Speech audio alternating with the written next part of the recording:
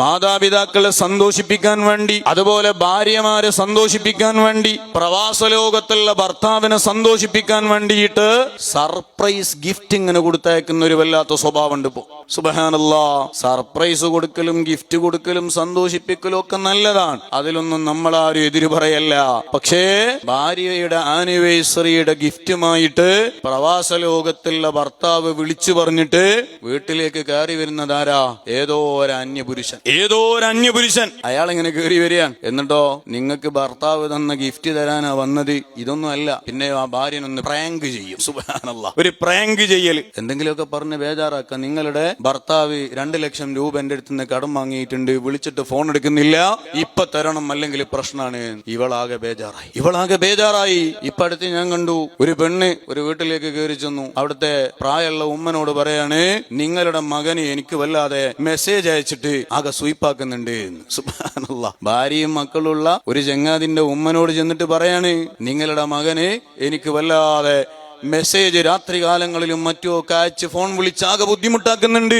നല്ല തറവാടിത്തത്തോടെ അന്തസ്സോടെ ജീവിക്കുന്ന ആ ഉമ്മയും ബാപ്പയും വല്ലാതെ ബേജാറായി പോയി. കാരണം ഈ മകന്റെ ഭാര്യ ഉള്ളിലുണ്ട്. അപ്പയാണ് ഒരു പെണ്ണ് വന്നിട്ട് പറയുന്നത്, നിങ്ങളുടെ മകൻ എനിക്ക് വല്ലാതെ ഫോൺ വിളിച്ച് മെസ്സേജ് അയച്ച് ആകെ ബുദ്ധിമുട്ടാക്കുന്നുണ്ട്. ആകെ ബേജാറായി പോയി. എന്നിട്ട് അവസാനം പറയാണ്, ഹാപ്പി ആനിവേഴ്സറി. സുബ്ഹാനല്ലാഹ്. Happy anniversary. ആകങ്ങട്ട് വല്ലാതെ ബേജാറായിട്ട് 2 ലക്ഷം രൂപ ഭർത്താവ് തരാനുണ്ട്, ഇപ്പൊ തരണല്ലേ, പോലീസ് കേസാക്കും, അങ്ങനാക്കും എന്നൊക്കെ പറഞ്ഞ് ഭാര്യ ആകങ്ങട്ട് ഒന്നുമല്ലാതെ ബേജാറായി നിന്നിട്ട് അവസാനം പറയാണ് ഹാപ്പി ആനിവേഴ്സറി അല്ലെ ഹാപ്പി ബർത്ത്ഡേ. സന്തോഷിപ്പിക്കുന്നതിന്റെ മുമ്പ് ഒന്നിങ്ങോട്ട് ദുഃഖിപ്പിച്ചാലേ സന്തോഷം കിട്ടുന്നുള്ളൂ. ചില മനുഷ്യന്മാർക്ക് സന്തോഷിപ്പിക്കണം, പക്ഷേ ആ സന്തോഷിപ്പിക്കുന്നത് കേവലം സന്തോഷിപ്പിച്ചാൽ ആ കൊടുത്തയക്കുന്നവനൊരു സന്തോഷമില്ല. പിന്നെ ഉമ്മനൊന്ന് ബേജാറാക്കിയിട്ട് സന്തോഷിപ്പിക്കുക, ബാപ്പനൊന്ന് ബേജാറാക്കിയിട്ട് സന്തോഷിപ്പിക്കുക, ഭാര്യനൊന്ന് ബേജാറാക്കിയിട്ട് സന്തോഷിപ്പിക്കുക.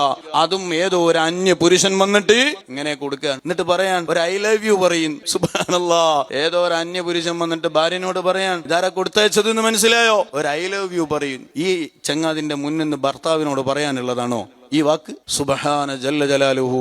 ഈ മാതിരി തോന്നിവാസങ്ങളൊന്നും ചെയ്തിട്ടല്ല ബാപ്പമ്മമാരെയും ഭാര്യമാരെയും ഒന്നും സന്തോഷിപ്പിക്കേണ്ടത് എന്ന് സാന്ദർഭികമായി ഓർമ്മപ്പെടുകയാണ്.